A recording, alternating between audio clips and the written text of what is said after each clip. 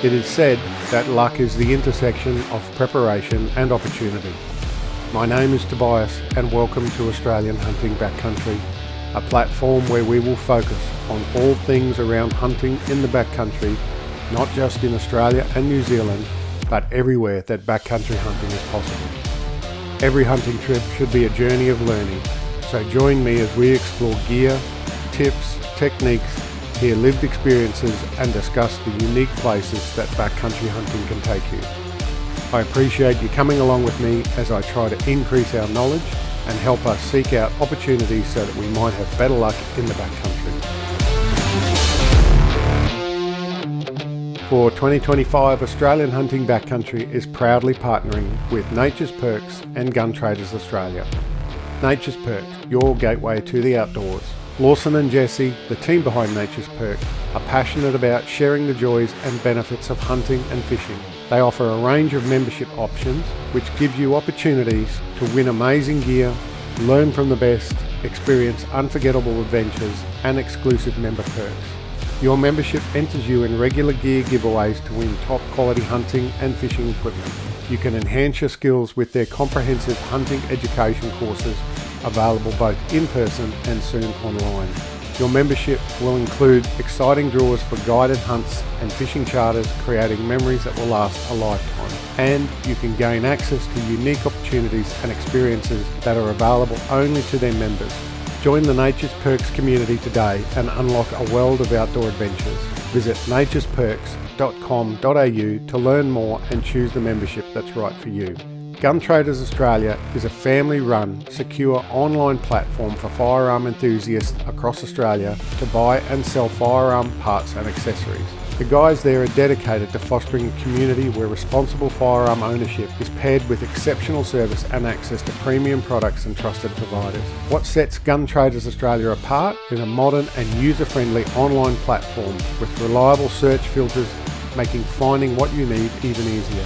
The server is hosted right here in Australia, ensuring fast and reliable access, and a payment portal that is also proudly Australian-based, providing secure transactions without any information stored offshore. Check them out at guntraders.com.au. All good. All right. Well, Jody, thanks again, mate, for joining me and making the time and taking a break from your hunting schedule. No problem. So I guess the first place to start, mate, is to get you to introduce yourself, tell the listeners who you are, I guess your identity, your YouTube identity, and go from there. Yeah, rightio. So my name is Jody Stow. I am 22 years old and I live in the South Island of New Zealand. I a pretty interesting lifestyle, I guess. I work as a commercial diver. I've been a hunter for as long as I can remember. Nowadays I bow hunt pretty much exclusively, Mm-hmm. and yeah, I just love being outdoors. Yeah. How did you get into hunting, mate? I grew up on a lifestyle block in sort of the middle of nowhere, and there wasn't very much to do. So I started off with an air rifle, just sort of being sent out into the back paddocks and got pretty good at that. Started trapping possums. That was my first job. That's sort of how I funded my entrance into the sport. And yeah, trapped possums for a couple of years, did all the fur. Then I branched into pig hunting, did pig hunting for quite often, and then switched to big game and just never looked back. Mm-hmm. Yeah. Was there money in pig hunting for you, or that was just a hobby? Nah, there was no money in pig hunting. Maybe you get a box of beers if you got a pig out of a farmer's paddock, but no money. Yeah. Right. And so the big game hunting that you started, where did that start for you? Big game, aside from pigs, it's all in the alpine, pretty much. I would call myself a alpine hunter. Mm-hmm. I shot my first stag in the bush literally just the other day. Mm-hmm. And I'm not built for bush hunting, but yeah, I just love getting up into the tops and climbing high and running around and seeing what I can find. Mm.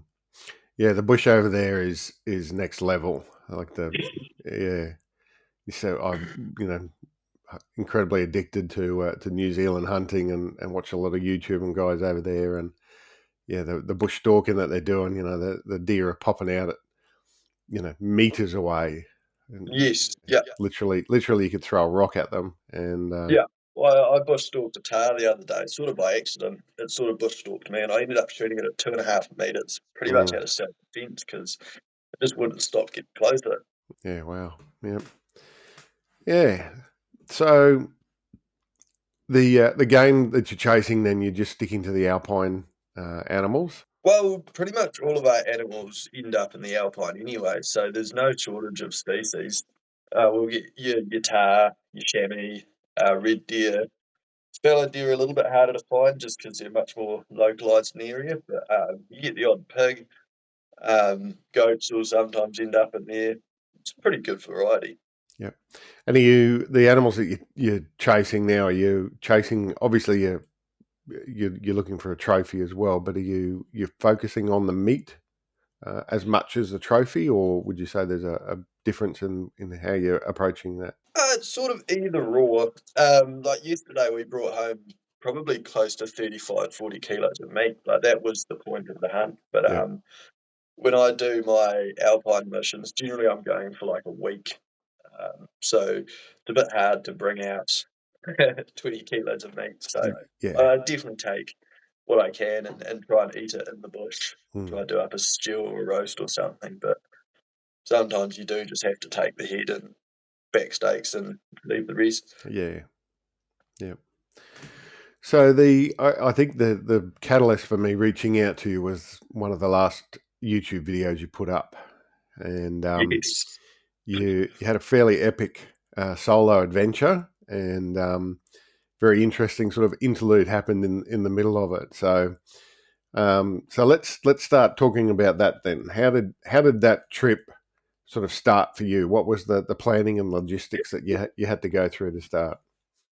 Um, I love looking at maps. Maps are probably my most used app on my phone, and since forever I've had a couple of different missions that in the sort of centre of the West Coast that I've been wanting to do, a couple of huts that I've been wanting to tick off. And I broke up with my girlfriend a wee while ago, and my contract at my job was coming to the end. So I was like, oh, well, let's go hunting. So I figured out a route that linked them all together. I was going to start going up the Wanganui River, sort of just near Harry Harry, and I was going to spend up to 21 days in the bush and hopefully get to the Arthur's Pass was my big plan. Um, I think it's like 4 major divide crossings and be over 100 k's of walking. But yeah, I didn't get too far into it. I took me 2.5 days to get up the Wanganui before I crossed over into County Stream, which is some of the most brutal river valleys in New Zealand, like full Mm. stop.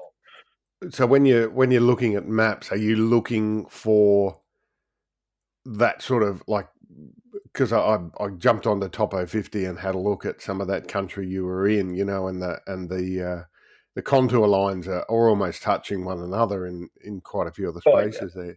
Is that the sort yeah. of thing you're looking for? Are you looking for those features, or are you just more sort of looking for the adventure and planning it around that? That trip specifically was for the adventure.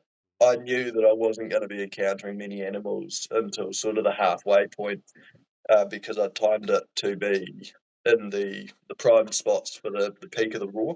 Hmm. Um, and it being such a long trip, I couldn't carry enough heads if I tried. But yeah, that first bit was quite low on the animal numbers. I only seen a couple of chamois, Hmm. no deer. I think I seen 2 tahr in the end when I came back in for the second part. But yeah, it wasn't too much hunting going on, just a lot of bush bashing and river bashing. Mm. What's the so I'll come back to the comment you made then about the second part. But the first part, you're talking about the river bashing. What are some of your? Do you have any sort of tips or techniques that you use to cross rivers, keep yourself safe, keep your gear dry, make sure you don't end up in the water, that sort of thing? Yeah, I've had quite a few gnarly river crossings in my time, so biggest thing I've learned is don't be afraid to get your boots wet.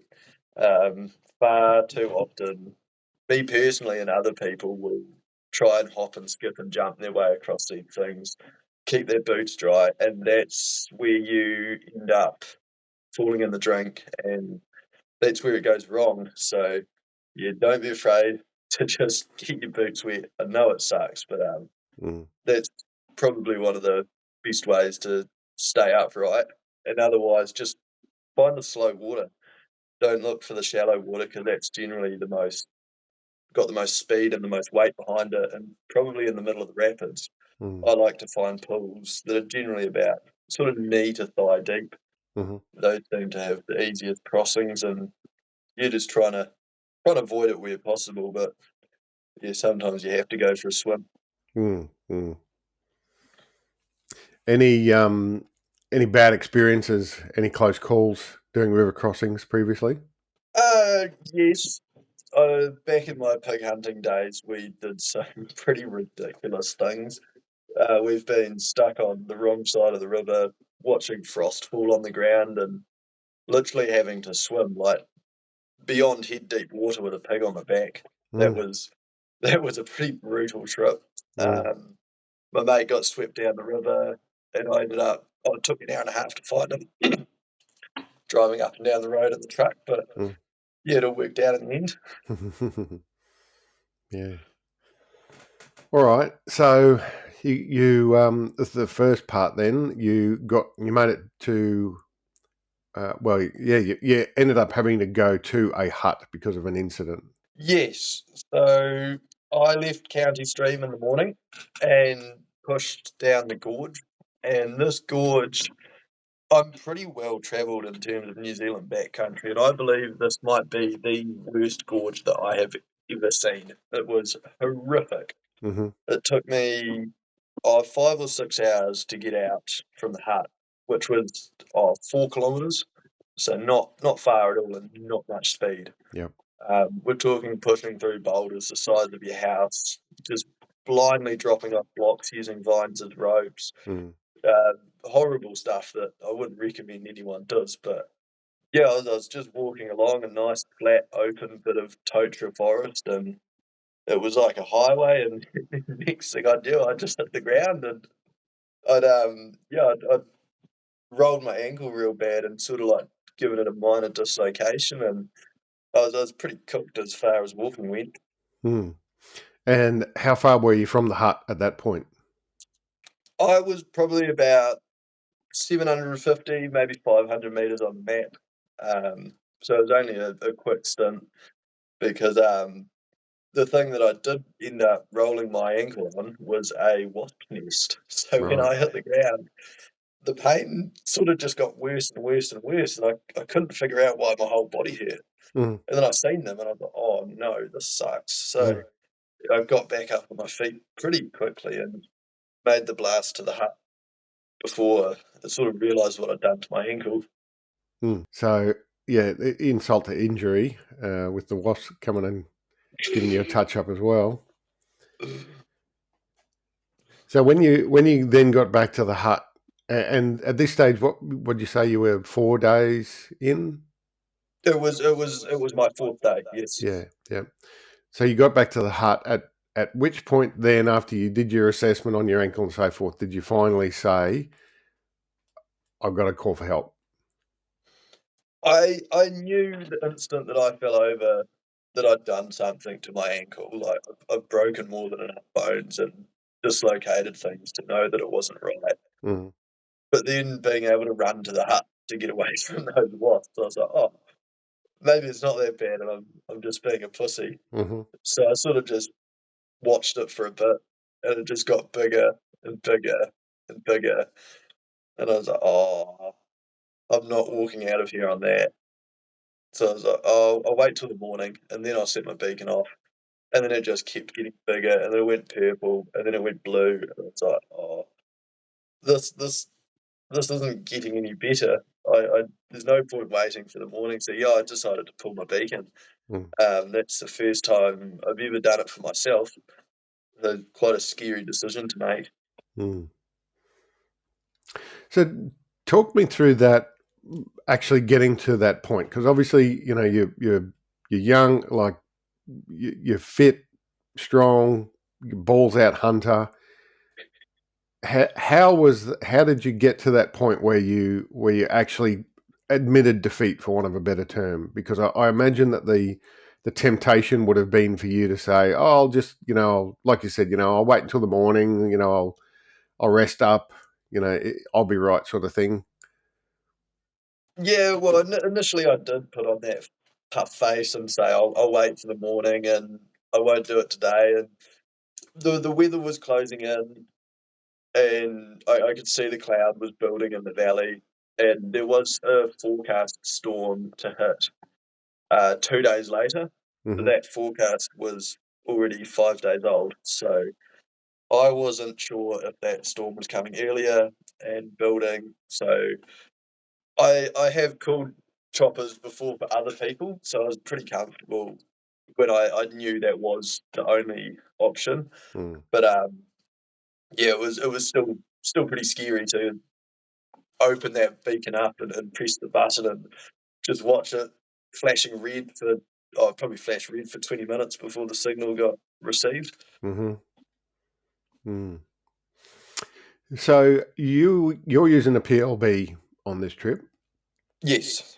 You haven't got like everybody else seems to be carrying the satellite messengers. Either, you know, there's Olio or the Garmin sort of style inReach thing. Yeah, I've gone out and I've bought one now. I'm not a huge fan of it because I quite like disappearing when no one can contact me. But Mm, yeah, nowadays I carry one. But yeah, for the last 10 years, it's just been a PLB. mm, yep. Was that solely based around that lack of communication ability, that yeah, you didn't have an excuse then for people to contact you or text you or something like that? The biggest part is just being a broke kid. Right. Couldn't afford it. Yeah. Yeah. Yeah. That's the. I mean, the convenience of having it, and the, I guess the comfort that comes with having it, you know, is also offset with the cost of it and the ongoing costs and Mm. that sort of thing. Whereas the PLB is kind of a one-off payment, and then, like you said, you know, you just carry it for 10 years, and as long as Just an emergency backup. yeah, as long as the battery's still in date, you know, you're all good. Mm. Hmm. But obviously, it worked anyway. So regardless of it being old school technology, and the chopper came in. Yes, that was pretty cool because the being on the West Coast and being so remote, there's not actually a full-time rescue chopper. So the call went out to the volunteers. So I got picked up by just the local helicopter company. It was called Precision Helicopters, who are based out of the Whitcomb Valley in Hokitika. So yeah, they blasted up in their chopper and picked me up from the front door, and a good guy named Gary from Fox Glacier jumped out and helped me into the chopper, and it was such a smooth process. They knew exactly what they were doing, and they got me out and even took me in and dropped me off to the ambulance, and then got sent to hospital. Hmm. Yep. How long was it from you flicking the switch on the beacon to them landing? It was an hour and a half between flicking the button and landing in the hangar. Yeah, right. That's pretty good response time Yeah. for out there, isn't it? And like you said, for volunteers. So Yeah, they were ready and waiting because they'd done a rescue prior in the day. Like right. they'd just finished it before my signal went out, so they were prepared and ready to go. But no, it was an amazing response time. I wasn't expecting that. Mm, mm, yeah. And how much did that cost you? That was absolutely free, which is the beautiful thing of being a New Zealander. Is that something that's offered to residents? I'm pretty sure it's anyone in New Zealand. The rescue system is free. Right. There's been reports of other people overseas not pulling the button because they couldn't afford it and dying, and I guess that's what they want to avoid. Yeah. You know, if I knew that there was going to be a $10,000 bill at the end of it, I probably would have tried to walk out. I definitely wouldn't have pulled it. Yeah. Well, that would have been another factor as well. Sort of like you said, weighing on people's mind that if they knew there was going to be Mm. a big bill at the end of it, they might not have done it. Because I know I've looked at, before some overseas trips that I've done, I've had to look at insurances and that sort of thing to cover for, to cover for emergencies, and it's always a thing that they offer. You know, they'll cover you up to X number of $1,000 for emergency transport or hospitalisation or that sort of thing. But that's really good. If, like you say, if New Zealand are doing that for everyone for free. Yes, that's it's an amazing service. The Mm, the noise of that helicopter when you need it, there is no better sound. mm, mm. So then, what was the hospital and the recovery like? So the biggest adventure of this mission was yet to come because being in hospital, that was pretty standard for a small town hospital on a Saturday night. Hmm. But the next morning, I got discharged from the hospital in Greymouth with a set of crutches and my foot in a bit of a they'd all been strapped up. But I had to hitchhike back to my car in Fox Glacier. Right. So that was what should have been a 2.5 hour drive turned into a 10-hour hitchhiking ordeal Mm. because I was dressed in pretty much full camouflage with a set of crutches, with a bow and arrow, with my thumb out on the side of the road in the middle of town. Yeah. Right. So you took all your gear out from the hut with you in the chopper. Yeah, yeah, I couldn't leave it behind. There's no Yeah. way I was going back there. Yeah. Yeah. So yeah, I could imagine you standing on the side of the road, Yeah, like you right, print Crocs. It took a long time to get picked up. said. Yep. Fair enough. All right. So and then what was your downtime then? It was about a week, wasn't it? I think from memory. Yeah, I got told that I could go back hunting once my foot stopped hurting. So yeah, it was about a week on crutches. Stayed at my mate's place in Fox before I got flown back in by same people that pulled me out, Precision Helicopters. They flew me into a hut called Ivory Lake Hut. Hmm. I actually initially it was Wilkinson Hut, but then they bumped me up over the hill to Ivory Lake, where I spent the next couple of days just taking it easy. And then I tried to continue on with my trip, but I got turned around by snow. Mm. Okay. And how were the wasp stings healing up to? Were they still hurting or itching by that stage? At that point, my ankle felt fine. I've got a pretty high pain tolerance, and it didn't hurt. Um, it should have. I shouldn't have done it.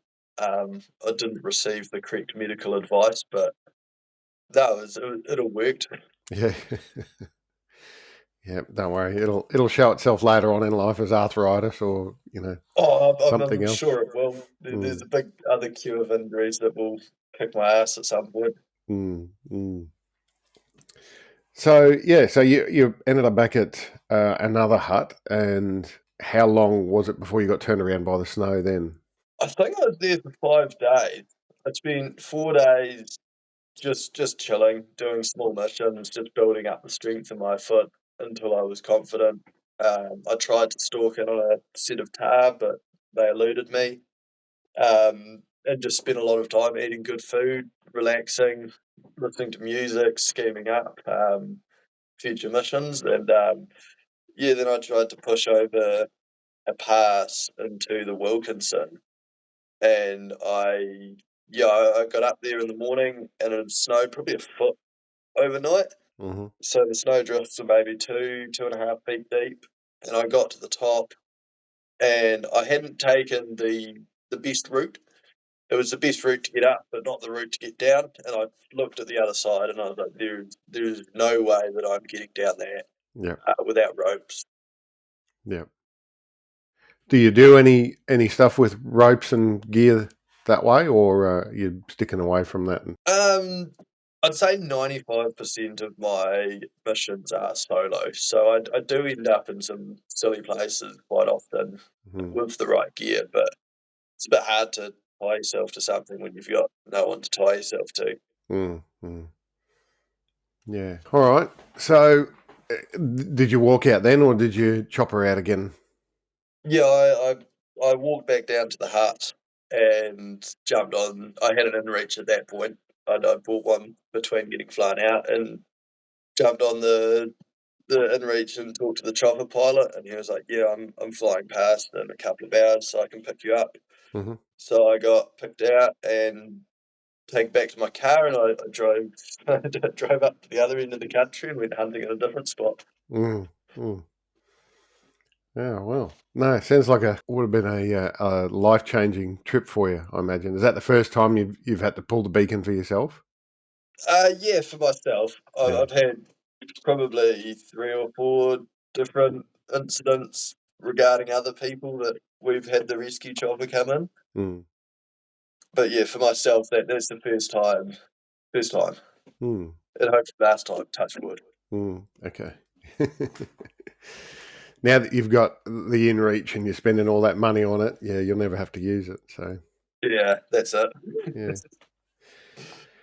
very cool. So when you're working out things with the helicopter pilot, because like I said to you, I was over there last year in May, and I was by myself as well. So my budget didn't stretch to being able to afford a helicopter, which was in the end I was I wasn't upset about or anything because I enjoyed the walk and the adventure and seeing the country and that sort of thing. So I didn't sort of I had a lot of time, so I didn't need to shortcut anything or um, you know I wasn't restricted, needed to get somewhere quick or get out quick, that sort of thing.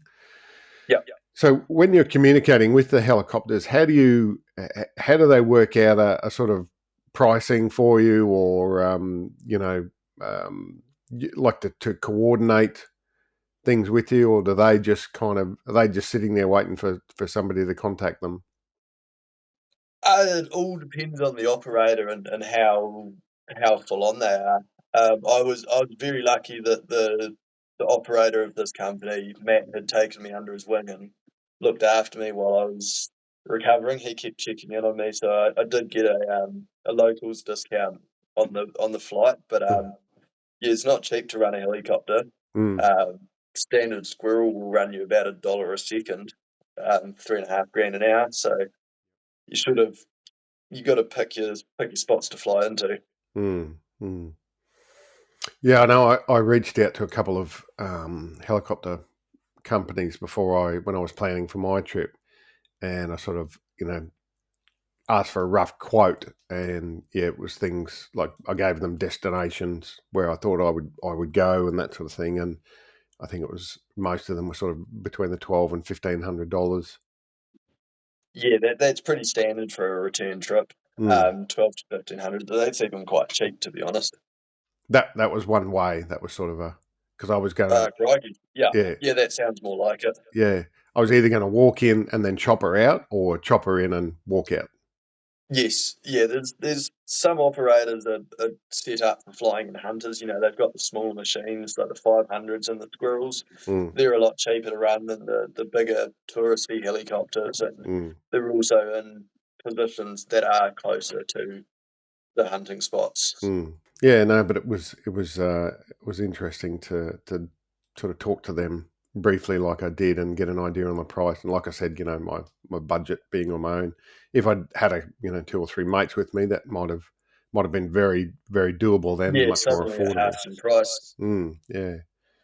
Oh well, you sound like you've hit a bit of a gold mine there, having a good relationship with the helicopter pilot. Yes, I'm very lucky with some of my contacts. Mm, I definitely look after them. yeah. All right. Very cool. Well, yeah. I mean, look, just as I guess for what it's worth, I'll make sure that I link their website in the show notes. Yes, Just absolutely. I'll get that sent to you. yeah, just to give them a shout out. But Yeah. so coming back to your hunting style, you said you're primarily bow now. Yeah.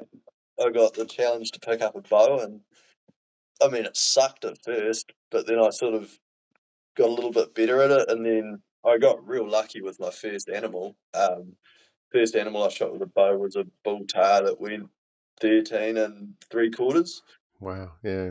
Yeah, so that was quite cool, and I sort of couldn't back away from that point and just kept going. Mm. And what's your so yeah? I've done a similar sort of thing. So this year I've decided that I'll take up bow hunting, and Oh, okay. yeah, haven't had any success yet, except for a pig a couple of last month, which was pretty cool in itself. Like I love shooting pigs. You know, Yes, yeah. I'll elbow people out of the way to get in front of them so I can shoot a pig. But yeah, no, that was pretty cool. It was good fun, and finally good to sort of you know, get the monkey off my back and get an animal down with the bow. So yeah, so tell me about your bow setup. My bow setup is a little bit rangy. It is a PSC carbon air.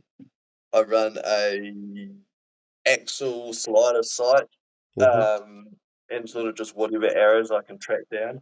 mm-hmm, It has received an absolute beating and is in need of retirement. So I sort of made a joke the other week that I was going to swap to trad hunting, and the local archery range hit me up and was like, "Yeah, we'll give you some lessons." And I went down to Alpine Archery, and yeah, so now I'm learning how to trad hunt. yeah, right, yeah. That's another level again. Yes, Yeah. yeah, even closer. Mm, mm, Probably yeah, half the distance again, which is going to be a struggle, I reckon. mm. Yeah, there's a guy over there in New Zealand. I can't remember his handle off the top of my head at the moment. Um, he's a bit older. Well, he's probably around my age when I say older, but he does a lot of alpine trad bow hunting. Loves getting up chasing chamois, and Wicked. one of his videos he actually made a decoy.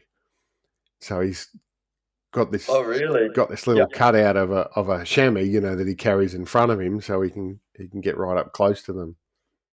that's pretty cool. Mm, I'll do that with like a jacket sometimes when you're chasing chamois during the rut. Just get a big black jacket and sort of just flap it in front of you, and they'll come blasting in. yeah, I do remember seeing someone doing something similar because they said that chamois are just naturally very curious, and Yes, particularly, very very curious. yeah, Um, Either or, they will spook from absolutely miles away, or they will come right up and stare you down from 10 meters. There's mm, no in between. mm, mm, Yeah, they have incredible eyesight. yeah, yeah. So, if you could, like, gun to your head, uh, can you nominate a favourite animal over there that if you couldn't hunt any other animal, but you had to hunt this one only for the rest of your life, what would it be? Um, my favourite animal to hunt is the chamois. I have a curse, and I have never shot a good buck. I've seen probably half a dozen that are trophy standard, and I missed one that was probably about the 10-inch mark with the bow. Mm, And I've seen, oh yeah, the rest of them with the rifle, and just somehow didn't manage to get the trigger pulled. But yeah, I love hunting chamois, but red stags probably have my heart. yep.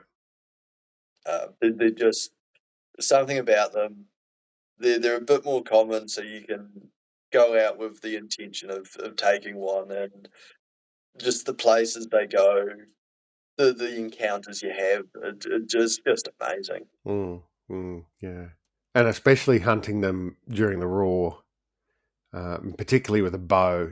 I think that for me, like that's what I did this year. Was bow hunted stags and took my son out as well with his bow, and yeah, it just added a whole new layer of fun to the whole Yes. thing. Yeah. No, nothing compares. Nothing compares to getting close to those animals. Like Mm, once you've done it, you could never go back to a rifle. I can mm, never go back. Yeah. Well, a majority of I'm in Queensland over here in Australia, and in my state we don't actually have any public land hunting, so everything has to be on private property. Wow. Yeah. There's a couple of states in Australia where there is public land that we can access, and so like Victoria is, a southern state. They've got a really good public land system there. It's very similar to how you have it set up in New Zealand, Oh, that's good. and but they've only really got a couple of sort of species to hunt there. But they're very challenging, like sambar deer, all throughout the state down there. Yeah, that would be cool. Yeah, so over the years, I've done a lot of trips down chasing them and backpacking in and that sort of thing. But yeah, like I said, the stags here, the red deer hunting here has to be done on private land. So sometimes you're hunting on small acreage blocks, maybe Yeah. several hundred sort of acres. So you'll be able to, you're in farmland and you'll be hearing stags roaring in the next gully over, and then some roaring this way, and they're all on the neighbouring blocks that you don't have permission to get onto or something. So you kind of got to, Oh, true. sit there and listen to them. But yeah, I imagine in New Zealand, the advantage is you just chase those roars and keep Yeah, going. you just walk as far as your legs will let you. Just Mm, keep chipping away. mm, mm. Yeah. Any tips on places to go to hunt red stags in the raw over there? Like, don't have to give me GPS coordinates, but are there particular? Uh, Honestly, I'd like to know myself, but I stick with the ethos of going where no one else goes because that seems to be where you get the most action. So find those remote places. If it's somewhere that you can sort of get into quite quickly, I generally wouldn't bother over the raw, simply because there's so many people getting out there that it gets a little bit dangerous. mm, West Coast is my hunting hole. I love the West Coast, right. but most people would probably struggle to thrive in those environments. Otago's got some amazing red stag hunting because it is Mm, just open. It's not a tree in sight. mm, And there's some pretty good numbers in Otago. I mean, you've been up some of the rangatatas. There's some wicked red stags through there. The Rakaya's notorious. Um, I mean, we're pretty spoiled because there's not many bad places to go. yeah. Yeah, I know. I know. Otago certainly has a reputation for good red stags, um, but there's a lot of. My understanding is there's a lot of public. There's a lot of private land down there. So yeah, a lot of the Yes. country's sort of fenced Yeah, off, and very condensed hunting. yeah. You get just random thin strips of public land, couple of odd mountains. But yeah, it's the fringe hunting, and that can work in your favour very well because these animals live on on the private land and don't know that the public land's there. So you get these private land quality of stags just Mm, marching out onto the public mm, in some pretty incredible numbers. mm, yeah, right. Yeah. All right. So let's talk about some gear now for a bit. Yes. So what's some of your favourite and bits of gear and those that you sort of are always making sure you've got with you on every trip? Uh, my my my number one thing would have to be my binoculars. I that there's the bees, your boots, your binos, your bolt or your blades, all the bees. Those are what you got to go through so you don't forget them. Mm-hmm. There's more than that, but can't remember them. Yeah, binoculars are my number one bit of kit that I would take apart from a bow. Yep. And what binos are you using? I run 10 by 42 GPOs. I've splashed out, and if someone gave me $1,000 to spend on hunting gear to get started, I would spend $1,000 on a set of binos Mm-hmm. and then go and raid the thrift shops. Mm-hmm. Yep. Yep. And are you using a rangefinder as well? Yes, I do use a rangefinder. That is Leupold uh, RX 1400i, I think. Yep. And then, yeah, just the big bino case. I run the Bushbuck ones. I love my one. It has been with me for every single animal that I've shot in the last sort of 3.5 years, and I give my gear an absolute thrashing. So I Mm. go through gear quite often. But yeah, if it can last a year with me, it's I highly recommend it. Fair enough. Yeah. How do you find that rangefinder for bow hunting? It works. I don't really shoot far enough to need a fancy one. Mm. Yeah, I haven't found its limitations yet. Yep. Yep. All right. And sorry, are you affiliated with Bushbuck? I used to be. So I left the ambassadorship program probably a year ago, Yeah. but I was with them for 2.5 years, and I was sort of more working in like the testing and the design side of things. So I got to do some pretty cool work with them, and I still use all their gear today. For all I haven't received much in the last while, I still have a cupboard full of it, and I've only replaced like 2 or 3 things from my original kit 3 years ago. Yeah. Right. Yep. All right. So yeah, going through the bees then. So what boots are you running? I I I go through boots like there's no tomorrow. Currently, I run lowers. I've got the Tibets. I did have the high countries, which I blew through 3 sets in 18 months, which is why I've gone to the Tibets. But I've never had a set of boots last me longer than sort of 6 to 8 months. Yeah. Um, Right. it's sort of a bi-yearly purchase for me. Yeah. Was there a particular issue with the high countries, or they just? Yes, I got unlucky and seemed to just get the same batch, which had a stitching defect, sort of on like the bridge of your toes. It would just split the stitching and come apart, and you'd get leaky boots. Right. Yeah. But lower were awesome. I ended up sort of losing it and sending a nasty email, and they rang me straight up and were like, "Yeah, we're sorry about that. Mm. Name the boots you want," and they had them with me that day. They just Mm. said, "Walk into your local hunting and fishing and go and grab them." Yeah. All right. Well, that's interesting. Mm. I've sort of been contemplating my next set of boots, and the high country EVOs were obviously right up there on top of the list. Yeah, Um, I would recommend the Tibets. I've had them for probably 3 weeks of bush time so far, mhm. and they are the best boots that I've ever used. I Mm. don't know how long they'll last, but in terms of comfort and stability, they are good boots. Yeah, yeah. I've got Tibets now. So Yeah, I'm on my second pair. The first pair I had for like 5 years or something, I think, and I still could have kept wearing them, but I just decided I had a big trip coming up, and I thought I'd get myself a new set of boots just so. they as well. Yeah, yeah. I know they're not going to fall apart on me.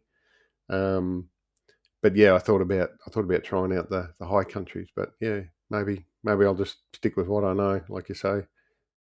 Mm. Uh, yeah, I'd stick with the Tibets. Mm, mm. All right. Welcome to this segment of Friends of the Podcast, and for this part, I'm joined by James from Shokstop. James, welcome. Thanks for making the time to connect with me. Thanks very much, mate. Thanks for having me on. I really appreciate it. Yeah. So we're doing this connection by phone because James is nowhere near Brisbane at the moment, or you don't regularly live near Brisbane anyway. So first of all, James, tell us a bit about yourself. Yeah, so I guess starting from the start, I'm a park ranger for Queensland Parks and Wildlife Service. So I've been that for the past 3 years. But for the past 3 years, up until about 2-3 weeks ago, I was living out in Charleville in southwest Queensland. And then just recently, I've moved over to Bundaberg. So a bit of a coastal change and still with Queensland Parks there. And yeah, that's pretty much my professional life at the moment. So yeah, I guess sort of going more into my personal side, and then obviously the Shokstop side, that's a little venture that started about June of last year. Right. And I guess, yeah, it came about after sort of with work, I do a bit of pest management. And obviously that includes the use of firearms and the higher caliber firearms. And, you know, obviously for certain types of people, a little bit more recoil sensitive when you're shooting, you know, rounds upon rounds upon rounds a day, just sort of ended up with a sore shoulder at the end of the day. And I guess that sort of sparked the idea, you know, if there was something, especially, you know, if I could tie it in my own work and then my personal work, thought of the idea for the Shokstop recoil shoulder pad. And yeah, I think it's been about, wouldn't be a year yet, but coming up on a year since it's sort of idea inception to release. Yep. And yeah, so sort of it really just started as an idea, and now it's turned into a little side business, I guess. So the Shokstop, when you say recoil pad, immediately, you know, people probably think of a recoil pad on the butt of the rifle, but that's not actually what this is it? No, so that's it's actually a little sling that attaches to your shoulder, and it's got a sheet of sorbothane, which is a shock-absorbing material used in a lot of industrial uses for, like, as in the name, shock absorption. Sorry. And yeah, that idea sort of came about because I was sort of switching through from shotgun to rifle to different rifle sort of thing, maybe doing 2 or 3 in the same go, and obviously each butt was different, so something that just stayed on my shoulder the whole time was a little bit more convenient than having 3 separate products for each gun sort of thing. And yeah, obviously when I was first thinking about this idea, that's something that sprung to mind, so I looked for it on the internet, and I guess, you know, there was a few products around, and I sort of trialed a few different ones, but I guess the idea for a, you know, better product came about when I was researching sorbothane for a different matter, and I thought those two would go together perfectly, shock absorption and then the sling. So yeah, and then that's how it came about, the old shoulder one. Yeah, all right. So immediately I can see some advantages. You know, some rifles don't come with generous recoil pads, some rifles don't come with recoil pads at all. And you know, to have a recoil pad fitted to the rifle is usually a trip to the gunsmith and then some dollars. Plus, you're also altering the original sort of look of the rifle, and in some cases that may, you know, detract from the value. It might detract from the aesthetics of the rifle. So in that case, you know, somebody might benefit more from having a wearable recoil pad than actually having to modify the firearm. Yeah, that's right, mate. And I guess, you know, at the end of the day, I still believe that recoil pads on the you know, stock of your gun, that's still a good thing. And, you know, at the end of the day, it could just be personal preference for some people, and it is for myself. So yeah, I guess that's another one. Yeah, all right. So do these come in different sizes for different bodies, or different thicknesses for sort of, you know, heavier recoiling rifles, or are they a kind of one size thing that you've designed? Yeah, so at the moment it's actually a one size fits all. And yeah, I guess we haven't found anyone yet that it doesn't fit. So I'm sort of a smaller, skinnier framed bloke, and it fits me perfectly. And then, you know, I've got bigger mates who are, you know, just as easily fitted. It's just an adjustable strap that comes around your shoulder, around your back, and then clips into the side. And obviously, yeah, it's a great little thing because you can sort of pass it around and try it without needing different sizes. And then in terms of the actual sorbothane sheet thickness, we've only got one thickness at the moment. But it seems to be sufficient for what everyone is using it for. Yep. You know, we've had people bust out the old 45-70s on it and said it's done wonders. The bush pigs with shooting slugs. And then, I've trialled it, sighting in 308s, shooting hundreds of bullets at the range. So, yeah, I guess at the moment we haven't found a need for a more sort of higher density sheet, but, it's definitely something we thought about down the track. Yeah, all right. I know even though people may not have a large, Magnum caliber or something like that. If you are spending the day out of the range, for fun or sighting in or testing loads or whatever, you can over time, then you could just be shooting a 6.5 Creedmoor or 308 or something like that. You can over, excessive number of shots develop some recoil fatigue. So, you don't. I would suggest to people that you don't even need to.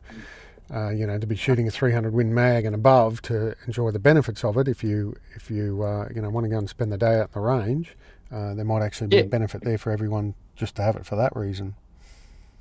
Yeah, and that's right. And I'll be open and say when I'm out hunting and sort of similar activities, pest management, you won't be shooting 100 rounds at a time. If you're lucky, you'll get all you need is one well-placed shot. And, I won't necessarily need it for that, but it's always there. So for me, definitely, considering, say, for example, using the 308, it's more for those range days or, I did a bit of clay target shooting recently, and that's another one. You're out practicing, again, shooting hundreds of shells sort of thing. That's the perfect moment. Or, again, you can use it if you only want to take one shot and it is a big caliber, like you're saying. So, there's definitely versatility in it, and it's all just user preference, I guess. Yeah. Even if you're introducing, smaller framed women and young children into the sport too, might be beneficial for that.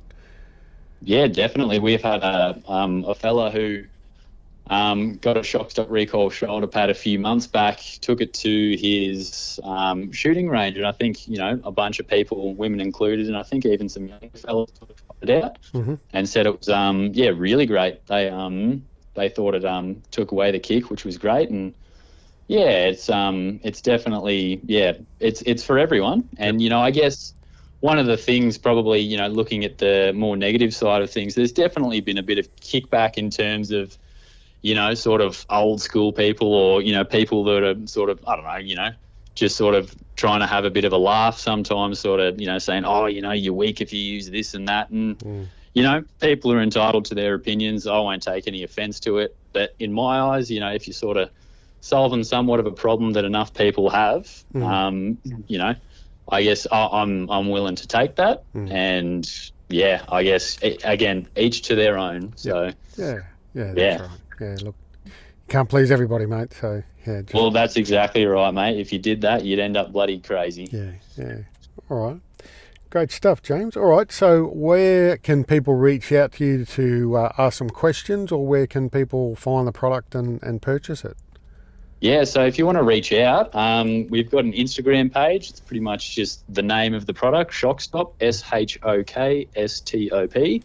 If you search that in your Instagram. Or we've got an email, which is Shokstop, same spelling, so Shokstop info, @gmail.com. And if you want to take a further look, we've got some videos, some reviews, a couple of frequently asked questions on our website, which is Shokstop, so again, same spelling, .com.au. Okay, all right. Look, I'll on the episode show notes, I'll put all this information in, and links so people can find it easily.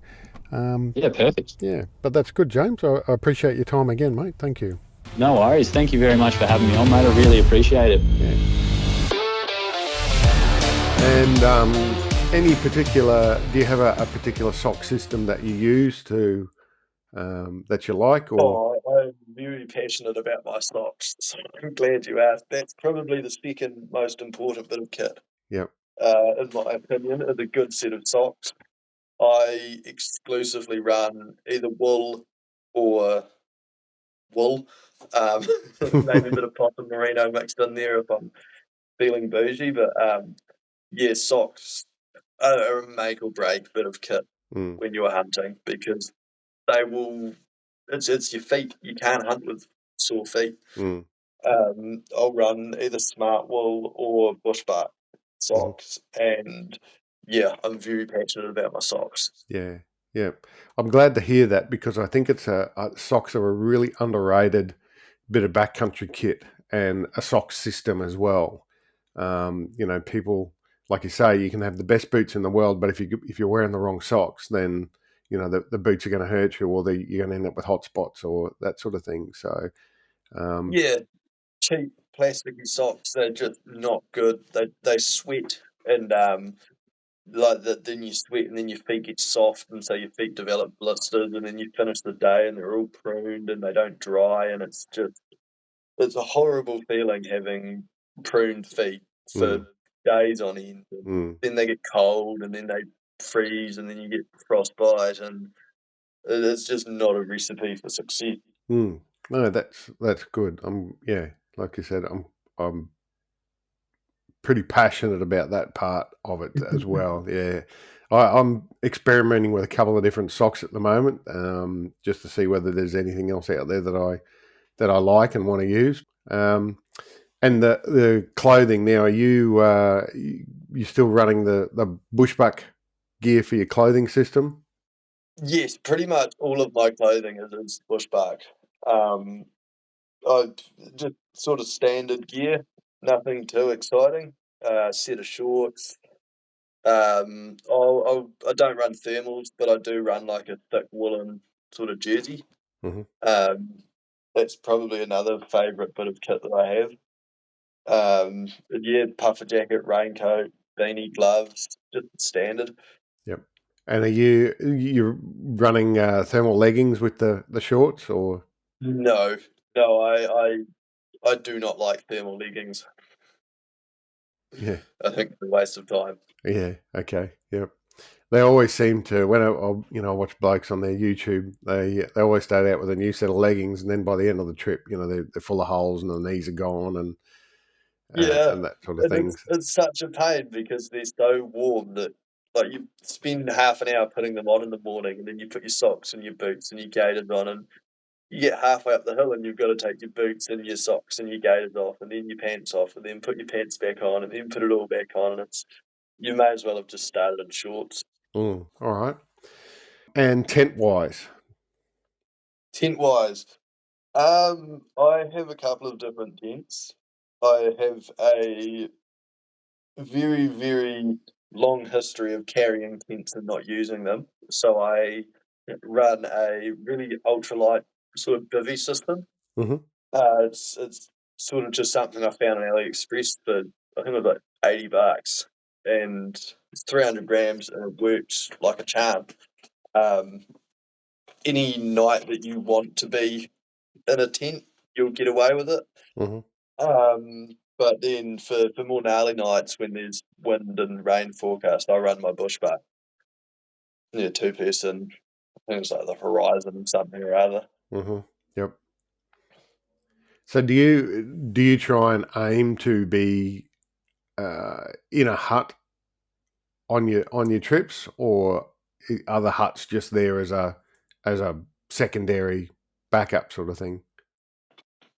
I will generally try to aim to get into a hut if the weather's average.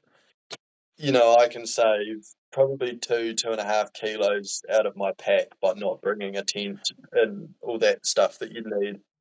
So it is easier just to stay in a hut, and we have so many of them. But if the weather's good and I'm pushing after, a trophy animal, then I will 100% bring a tent and just get as far away from those huts as possible. Yeah, I guess the flip side or the downside of having the hut there is that people will go there. That's an easy way to hunt the backcountry, isn't it? You chopper in, stay in a hut, you sort of hunt within the radius from the hut, and then you get choppered out. Even some huts pretty much. And there's only a few huts that you can sort of do that to. And once you figure out which ones have the landing permits and which ones don't, I go to huts that people don't visit for years. I was going to ask you something then from something you just said. Hang on, it'll come to me in a second. So I guess without, if you, oh, that's what it was. Sorry. So I guess for me, when I went over there, while I sort of considered going in the huts, I wanted to have the tent with me anyway because Yes. first and foremost, like you say, if you end up sort of wanting to camp away, or you get halfway up a mountain or something or other and decide you want to stay at the top and hunt up there the next morning or whatever, I wanted that sort of flexibility. But I guess my other concern was not knowing New Zealand very well was what's the likelihood of the hut being full and having no room for you, and you're going to have to camp outside anyway. Yeah, it's very uncommon to have no room in a hut. Like, there's definitely nights where all the bunks will be full, but just sleep on the floor, sleep on the deck. There's more than enough room for people. But there are huts that get booked out and are very busy just through tourism. Mm, But pretty much anywhere that you would hunt, you would end up having a bunk in a hut. mm. And your sleep system, then what are you sleeping on, and what's your sleeping bag? I have I have a Bushbark sleeping bag. It's a prototype of the new Sierras, so it was just a pre-production model. Hmm. Very similar to what's on the market now, but I love it. It's a wee bit heavy, but man, it is warm. Mm. I end up in some silly places and some very low temperatures, and it has kept me warm every single time I've used it. And you sleeping on a sleeping mat, or are you? Yeah, generally. I've got a curse with sleeping mats, so they always seem to go flat. So I haven't found one that I like yet. Usually I'll buy one and get a couple of trips out of it before it sort of just explodes. But Mm, yeah, I'll always have something. mm, okay. You ever thought about going to like the old style foam mats? The closed cell foam. Yeah, I've got one. I've got an ultralight pack that is it uses the closed cell foam as a frame, Yeah. which I actually rate that pack. I really like it. But Mm, when I do like alpine, like just tramping or mountain climbing, I will take that. I bivvied out on top of a big mountain the other day, like right on top of it, mm, and I'll run that underneath my um, on top of my inflatable mattress just to get a bit more warmth and sort mm. of double that R value and not freeze overnight. Yes. I always say everybody's got a sort of a level of discomfort that they're prepared to go down to. And you can be as ultralight as you want, but that the trade-off is that level of Yeah, discomfort increases. And there's ways around it. I saw one guy over there, Jurgen, I think his name is. yeah, He's I know him. Strider, Yeah, and he just went and cut some branches off some trees and sort of made himself a leaf bed, and then slept on that. And I mean, he's with his yeah, dog. He's I'm not that crazy. Yeah. Um, but to be honest, I've spent that many nights on a deflated mattress that sounds quite appealing sometimes. Yeah. No, you must be hard on your gear if you're popping mattresses all the time, or Yes, yeah. My gear didn't last very long, but that is my fault. That I claim full ownership that I am brutal on equipment. mm, If something can last me a year, then it's done very well. right. And so you mentioned one with your ultralight pack. You got a couple of packs there that you pick and choose Yeah, I've from. probably got half a dozen. Yeah, yeah. Um, What are some of the packs that you've got there that you sort of lean towards?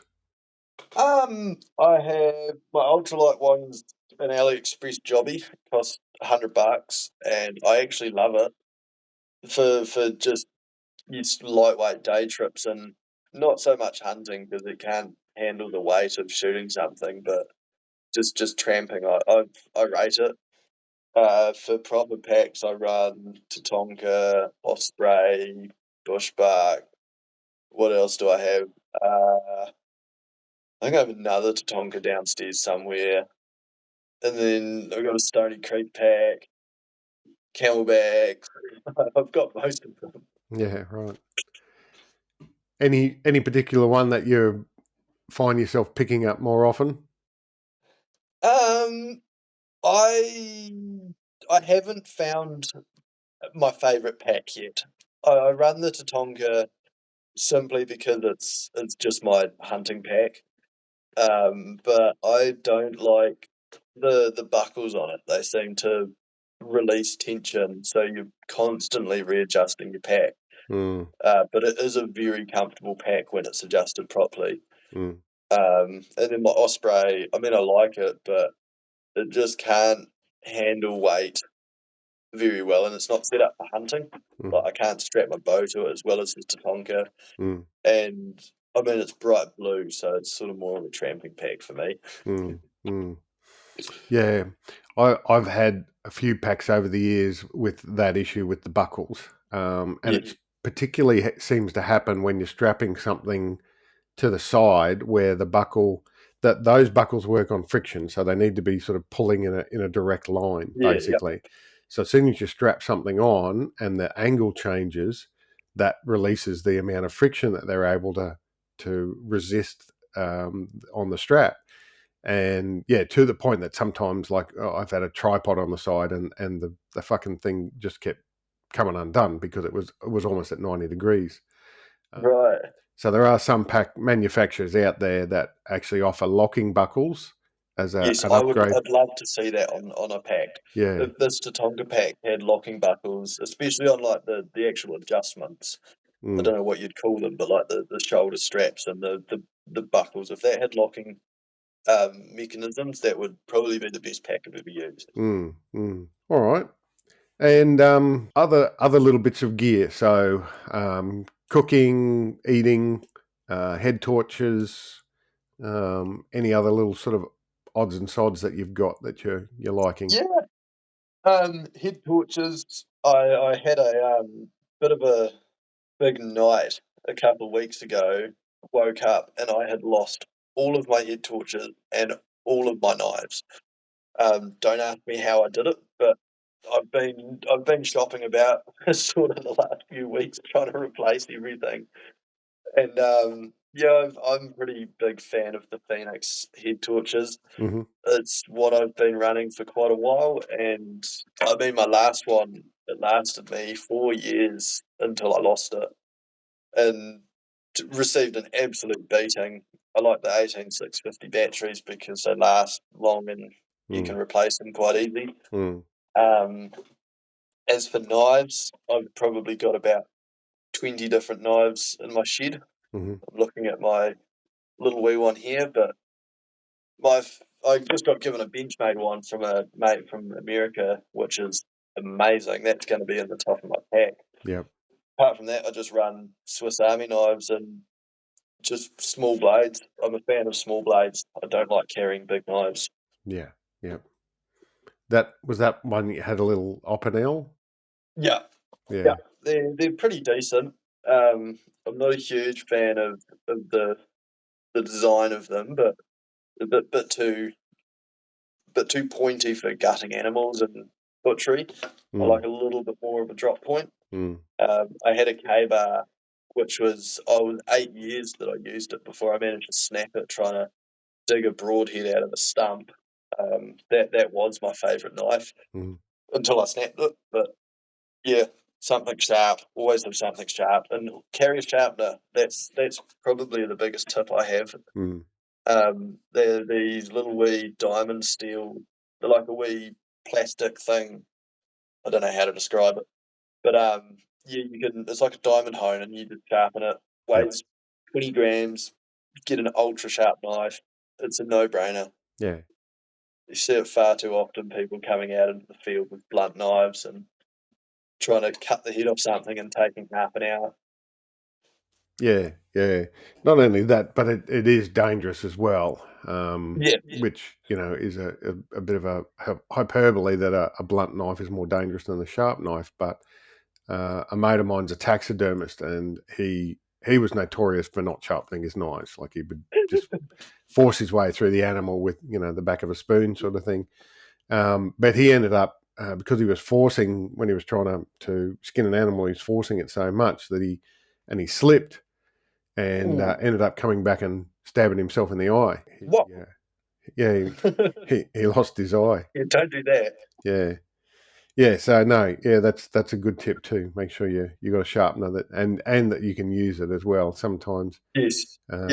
people get these things and then don't know how to sharpen properly and all about angles and end up ruining the blade. Just learn how to do it.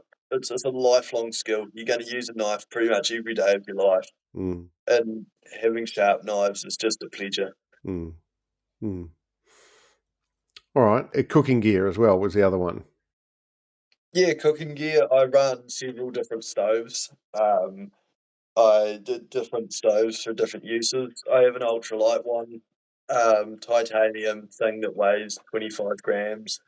That's pretty much only for big missions, where you are saving grams. Normally I'd run your standard sort of jet boil looking thing. I've got a bushbuck one. I just got a brand new one actually because I managed to crush the last one when I fell over. I run MSR. I've probably got half a dozen downstairs. Mm-hmm. Have you had any struggles with the stoves in alpine and cold weather? Yes, that is the problem that you will quite commonly encounter when it dips into the negatives. Quite often you've got to just run your water, like boil it until your gas stops working, and then pull your gas out, put your gas back in the hot water to warm it up, and then just sort of piggyback it like that, just swapping until it works. You can wrap a sock around it. That's another great way to insulate it. But sometimes you're just so high and it's so cold that it just doesn't work. Yeah. And it in cold weather too, it has a tendency to use up a lot more gas. Yeah, I'll burn through it. Yeah. I've heard somebody say that it can be up to 50% more gas than it normally would. That would make sense. Yeah. Yeah, that's one of the challenges. I actually went to a because of that on a particular trip, and my mate and I, granted we were sharing a stove, but we had 2 canisters with us for, I think we were there for 6 days, or it might have been 6.5 days basically. And we went through both canisters to the point that we didn't have enough gas left to make a cup of coffee on the last morning. That seems ridiculous. Yeah. And so that gave me the shit. So I did a heap of research, and I actually ended up going to a white fuel stove. Oh yeah. Yeah. So you've got the bottle with the shellite in it, and then it's got your own pump that you fit to the top of it. So you pump it up, and that is how you overcome that pressure issue and temperature exchange and that sort of thing. Yeah. It's a little bit heavier, but it's super reliable. Yes. And that trip I was telling you about, that last hunt that I did where I got snowed out, I was back in the hut, and because that hut up there doesn't have a fireplace in it, and it had rained beforehand, and there was a couple of trampers that came in to get out of the rain, so there was a bit of water on the floor, like a thin layer of water, and that layer of water actually froze, so I had ice on the floor in there. Yeah, quite often those huts will be colder inside than it is outside. Yeah, and mate, I was wet as well, and so I was struggling to get warm on that one. But so anyway, I got this stove and just put it on the floor, turned it on, and I'm sitting around it trying to warm my hands up and so forth, just with the open flame. Nice. Yeah, that was a good. Did it work? It did. Yeah. No, it worked well. Okay. Yeah, I had to crack the window because I was obviously conscious about for sure, carbon monoxide building up. But no, it worked well enough for me to warm up, and I got a couple of hours of burn time out of it, so I was pretty impressed. Yeah, I've done the old lighter trick quite often. Just sort of burn your fingers until they warm up. So on that topic, then, what are some tricks that you've learnt for trying to get warm or not freeze to death? Number one is having good gear. Like that is pretty much the best tip that I can give is have good gear. You have a rain jacket that works and use it. Keeping dry is the way to keep warm. It doesn't matter how good your gear is if it's wet. Get good at lighting fires. Know how to light a fire because there's nothing worse than rocking up to a hut and not being able to get the fire lit. I've been there. Carry a silky saw because the saws in huts are generally horrible. They're probably 50 years old and they're blunt. So for harvesting firewood, they're generally useless. So I do carry my own saw. It's like 150 grams, maybe 250 grams, but it's a godsend when it's cold and you need to do firewood. Yep. Beanies, gloves, good socks. Yeah. Do something before it's too late. Yeah, yeah. With coming back to the firewood, then, what? Because obviously, often in the huts, or what I found from the couple of huts that I went to, the firewood's generally wet anyway. Like unless somebody has gone to the effort of stacking stuff inside around the stove and had a good fire and gotten it to dry. Where do you go then to what's the sort of tips to try and find dry firewood or something that will burn? I think you nailed it. Finding something that will burn because you won't find dry firewood in most places, especially on the west coast. It just doesn't exist. The riverbanks is going to be your best bet because that's wood that has died and has been ripped down these rivers and has been drying out in the rocks and on the riverbanks rather than in the dirt. So that's where I go. Try to find some native hardwood because that burns a lot better. And then just grasses, shrubs, just lighting wood, and get as much as you can, as much as you can fit in, because you will always burn it. And if you have extras, then that's just good.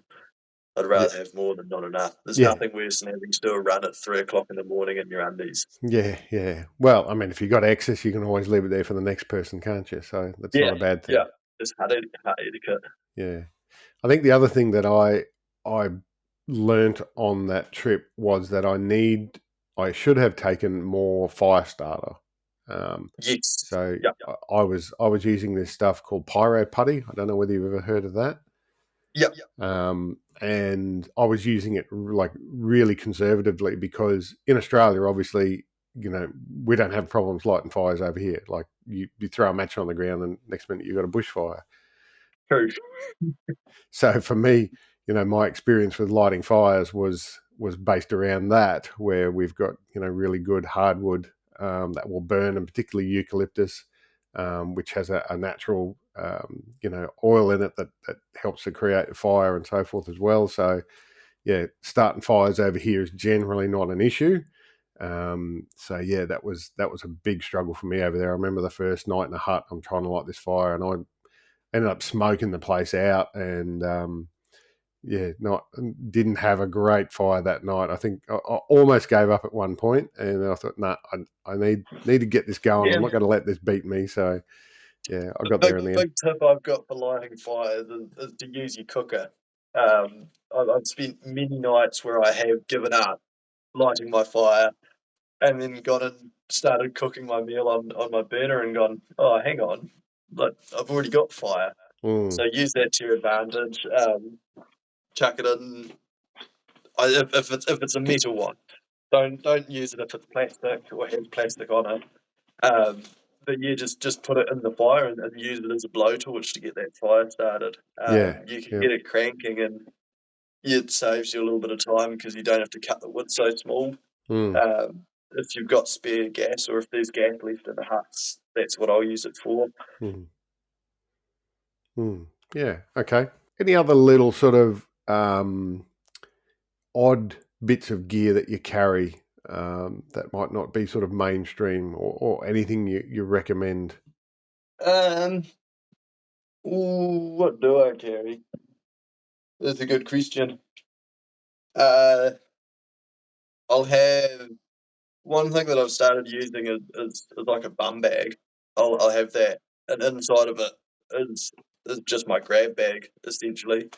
It's got a set of lightweight gloves, a beanie, um, half a dozen muesli bars, knives, head torch, everything that you need.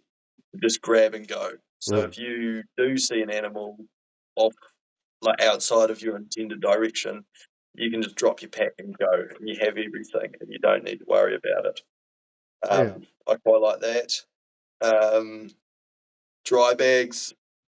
I highly recommend anyone that comes to New Zealand has dry bags, and at the very minimum, just plastic bags. Far too often you hear people saying that their packs are waterproof, and they are not. No. There's nothing worse than having wet gear. And yeah, there's no such thing as a waterproof pack. Yeah, and I know that they're extra weight, like for people who are uber conservative about the weight.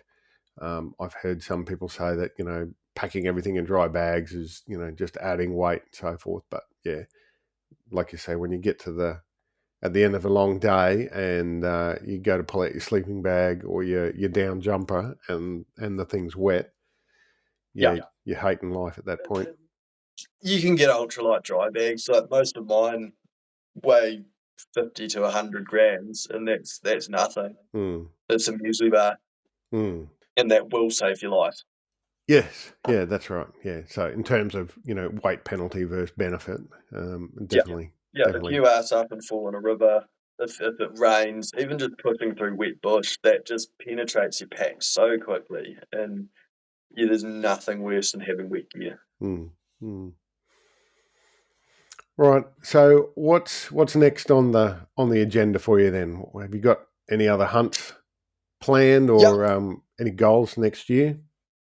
I have a mate coming down from the North Island this month, and we are going to go try shoot some big bull tahr. We want a trophy. My goal, I want a real big chamois. I've shot a big stag. I've shot a big tahr. I want a trophy chamois that's over 9.5 inches. That's probably the goal. I'd love to get into the Wapiti area. I've got so many missions planned. I could talk for hours on that. But even just going to work, I'm off to Stewart Island on Friday for a couple of days of work. Try get the bow out there, maybe shoot a whitetail. Yeah, just standard shenanigans. Yeah. Do you put in for a Wapiti ballot? I haven't yet, but I will be. I'm going to throw in for it next year, I think. Got a mate who's pretty keen to give it a try, so we might throw a hat in the ring. That's pretty cool. Yeah, I'd highly recommend it. You only hear good stories coming from there. Yeah. And what about outside of New Zealand? Any sort of hunting aspirations off? I'd love to go and hunt a moose or like a bear. Even just go to Aussie and do some like bison or what do you call them? Your big cows, your bulls. The buffalo. Yeah, that's the word I'm looking for. I'd love to shoot one of them. I've done a wee bit on the Chatham Islands. I'd love to go back over there, do some more pig hunting. But honestly, as far as hunting goes, I reckon New Zealand's the best place for it. We've got pretty much the pinnacle of everything. Yeah, no, I definitely have to agree with you there. There's a few other species obviously that you guys haven't got, but in terms of accessibility and affordability as well for hunters, there's not many places where you can, as an international tourist, you can get off a plane, drive to a spot, throw your rifle and pack on, and then walk in, and without having to go through tag systems or bookings or having. Yeah, it's so simple and so free. We are so lucky to have this access. And yeah, as far as I'm aware, there's nowhere else in the world that has the access to the species and the freedom that we have. All right. So where do you put most of your content? Is that on YouTube or? Yeah, the majority of my stuff is between YouTube and Instagram. I've sort of slowed down a lot on YouTube in the past few years, just because it's so hard to film bow hunting by myself. Yeah. I will keep putting out videos at a slower pace, but lots of photos will be going up on my Instagram. That's probably the easiest place to keep up with my shenanigans. Mm-hmm. All right. So you better give us the addresses to find you. Oh, it's all Adventures of Jody.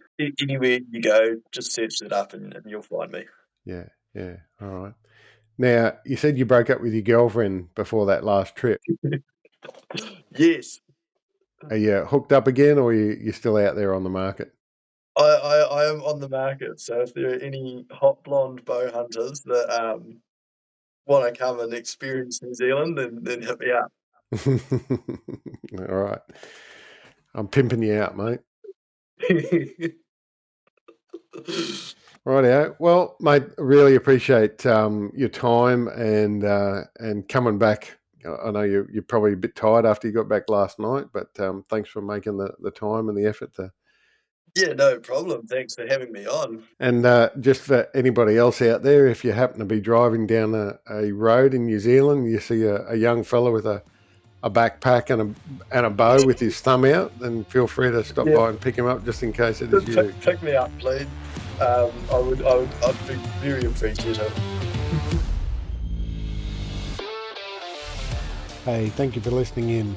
If you'd like to contact me for a chat, pass on any feedback, or have some ideas for future podcasts, please reach out to me on Instagram at australian_hunting_backcountry or email australian.hunting.backcountry@outlook.com.au.